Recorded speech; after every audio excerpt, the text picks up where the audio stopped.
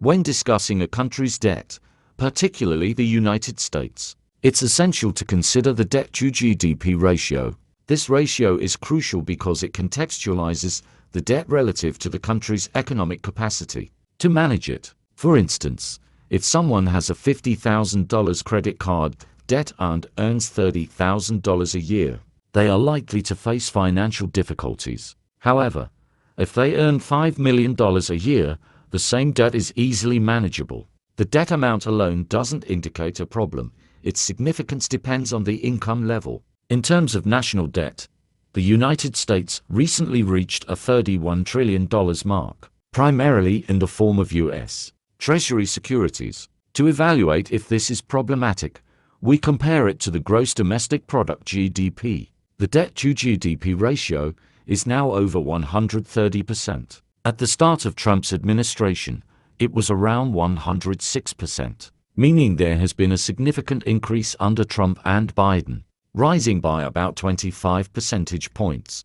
Historically, a 30% ratio, like in 1980 during Ronald Reagan's election, is very manageable. Even a 50% ratio is considered moderate. Former German Chancellor Angela Merkel, supported by extensive research, suggested that 60% should be the upper limit, as per the Maastricht Treaty guidelines for the European Union and European Central Bank. The critical threshold for debt-to-GDP ratio, according to research, is 90%. Beyond this point, the effectiveness of additional borrowing diminishes. For example, at a 30% ratio, borrowing and spending $1 might yield $1.30 in growth, assuming wise expenditure. However, as you approach and surpass 90%, the return decreases significantly. Past 90%, spending one borrowed dollar might only generate 95 cents in growth, indicating a loss in GDP terms. This threshold is crucial because it marks a point where borrowing further fails to stimulate growth effectively. Currently, with the U.S. at a 131% debt-to-GDP ratio, the highest in its history, it suggests that the country is well beyond the point where borrowing can lead to growth or resolve a debt crisis. This situation indicates a need for careful fiscal management and potential policy changes to address the escalating debt in relation to the country's economic output. We are currently on the brink of a significant debt crisis. When examining countries with debt-to-GDP ratios around 130% or more, the United States finds itself in the company of nations like Lebanon, Greece, and Italy. This comparison highlights the severity of the US's financial situation. Stephanie Kelton, a prominent advocate of modern monetary theory and a professor at the State University of New York, argues that high debt levels are not inherently problematic, often citing Japan as an example. Japan's debt-to-GDP ratio stands at an astonishing 280%, far exceeding that of its peers. China's situation is somewhat different.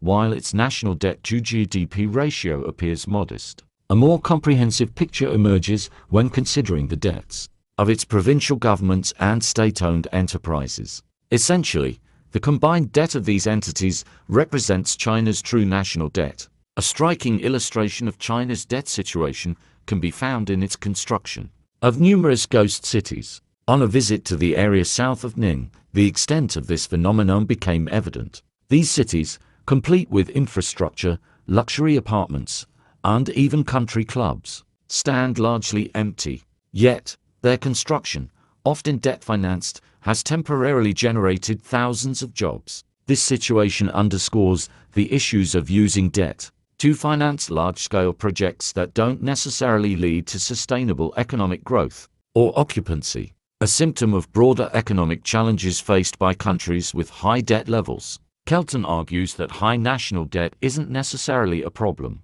especially for countries like the United States, which borrows in its own currency. She points out that in cases like Argentina, where debt is incurred in a foreign currency, dollars, while the country's own currency is the peso, repaying that debt can be problematic without significant trade surpluses. Argentina, known for repeatedly defaulting on its debts, exemplifies this issue. In contrast, the United States, which borrows and prints dollars theoretically faces no risk of default since it can always print more money to cover its debts. However, this approach is not without consequences. Inflation or hyperinflation and a potential collapse in the foreign exchange rate are serious risks. Modern monetary theory (MMT) proponents often overlook these international dynamics, treating the U.S. economy as if it were isolated from global trade deficits, capital flows, and foreign investments. Like China's significant holdings in U.S. Treasury securities, Kelton suggests that the U.S. doesn't necessarily need a bond market. It exists primarily to provide investment opportunities. MMT also contends that traditional tax systems are not essential for revenue, as the government can simply print more money. Instead, they propose using taxes for income redistribution, aligning with a socialist model. However, many in Congress, even if they are indirectly acting in accordance with MMT principles, may not fully understand or even be aware of what MMT entails. This lack of understanding or acknowledgement of MMT's principles and implications reflects a broader gap in comprehending the complex dynamics of national economies, especially those like the US, that play a significant role in the global financial system. The behavior under discussion reflects a significant fiscal response to crises, particularly illustrated by the US government's actions during and after the COVID-19 pandemic. The Trump administration initially passed a $2 trillion COVID relief package, which included the Paycheck Protection Plan worth $800 billion and $1 checks to individuals. This was followed by an additional nearly $1 trillion package at the end of Trump's term, providing $600 checks to the public. These direct payments to citizens represent what is known as helicopter money, a form of fiscal policy distinct from the monetary policy actions of the Federal Reserve. Larry Summers warned that such measures could lead to inflation. When Biden entered office in January 2021, he continued with a similar approach, introducing his own $2 trillion COVID relief package, which included $1 for 100 checks. Later, a $1 trillion infrastructure package was approved, and a subsequent package, close to $1 trillion, focused on green initiatives. Before these expenditures, the U.S. baseline budget deficit was already about $1 trillion per year. With the additional spending, $2 trillion from Trump's first package, $1 trillion from the second, $2 trillion from Biden's first, and $1 trillion for infrastructure. Plus the green initiative, an extra $7 trillion was added to the existing $2 trillion baseline deficit, totaling $9 trillion. This spending spree significantly increased the national debt, pushing the debt-to-GDP ratio from 106% to 131%. These staggering figures contradict the modern monetary theory MMT perspective, which suggests that such debt levels are not concerning. However, the reality is that such high debt levels can lead to slower economic growth, as evidenced by the modest growth between 2009 and 2019, and potentially push the economy towards a recession and fiscal distress. The discussion also touches on the evolution of supply chains since 1989, driven by algorithms, applied mathematics, and increased computing power, enabling far-reaching and intricate supply chains. Practices like just-in-time inventory, cross-docking by companies like Walmart, and outsourcing to countries like China for cheaper labor were implemented to reduce costs across various fronts, including transportation, labor, energy, and inventory. However, these efficiencies introduced hidden costs by making supply chains more fragile and less resilient. This fragility meant that disruptions in one part of the chain could lead to widespread collapse. An example is given with a loaf of bread, which involves numerous steps and components, each dependent on the others. This interconnectedness, while cost-effective, makes the entire system vulnerable to disruptions, highlighting a significant trade-off in the pursuit of efficiency. The complexity of a supply chain is vividly illustrated through the example of a simple loaf of bread. The process begins with the baker kneading flour, which is sourced from a mill. The mill, in turn, gets its wheat from farmers who transport their crops via train or truck. These farmers rely on tractors and diesel for harvesting, and often use nitrogen fertilizer, which may come from distant countries like Russia.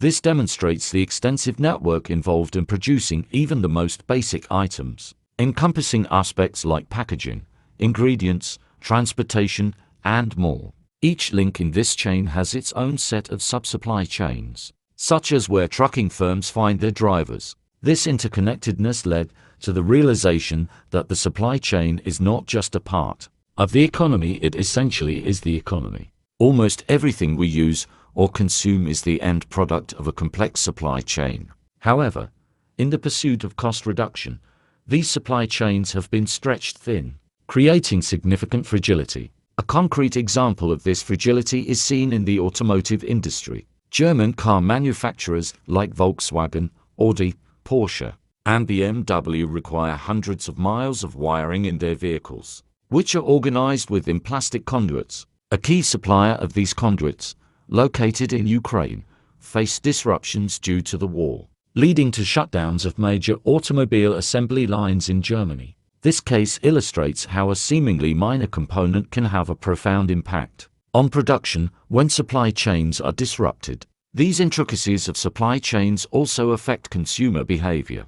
Personal experiences, like not finding a favored brand of saucer at the supermarket, led to adjustments like buying in bulk when the product is available. This behavior, often termed as building safety stock, is a personal response to supply chain uncertainties. When many people adopt this approach, it can exacerbate supply chain issues, creating a cycle of shortages and hoarding. The fragility of modern supply chains is further highlighted by a conversation with an individual deeply involved in their creation. He noted that it took 3 decades to build these intricate networks, but just 3 years to significantly disrupt them. This situation underscores the delicate balance in supply chains and the challenges faced in rebuilding and rethinking these systems to make them more resilient in the future. The reconstruction of supply chains will not be an overnight endeavor. It's a process that could span 5 to 10 years, or possibly longer, to establish what could be termed as the College of Nations. This new supply chain model will be more selective, encompassing countries that share certain democratic and liberal values in the broader sense of political philosophy. Members of this club could include nations like the United States, Canada, Australia, New Zealand, Japan, Western European countries, the United Kingdom, potentially India, and possibly Brazil. These countries are characterized by shared values, a strong rule of law, and a commitment to humanitarian issues, and they will engage in trade primarily with each other. Excluded from this club would be countries like China and, possibly, Russia. While the US is decoupling from China, it's important to note that China is also disengaging from the US, signaling a mutual and complex separation. This shift implies that although relying less on China as the world's manufacturing hub might increase costs, the trade-off is considered worthwhile. The additional cost could be seen as a form of insurance, ensuring greater resilience and robustness in supply chains, much like the peace of mind one gains from insuring a house. An illustrative example of this transition is the decision by Taiwan Semiconductor Manufacturing Corporation, the world's leading semiconductor manufacturer, to invest over $30 billion in new fabrication plants in Arizona. This strategic move away from Taiwan, which is under potential threat from China, to the United States, is a concrete demonstration of adapting to geopolitical realities. The idea is to continue having efficient semiconductor supply chains, but within a network of trusted and secure partners, reducing dependency on less stable or adversarial regions. This College of Nations approach will lead to more diversified sourcing, with countries like Australia, Japan, and Germany becoming key partners, while reducing reliance on China and its allies. It's a shift towards a more secure and resilient global trade environment, albeit with some increased costs, but with the benefit of enhanced stability and mutual trust among participating nations.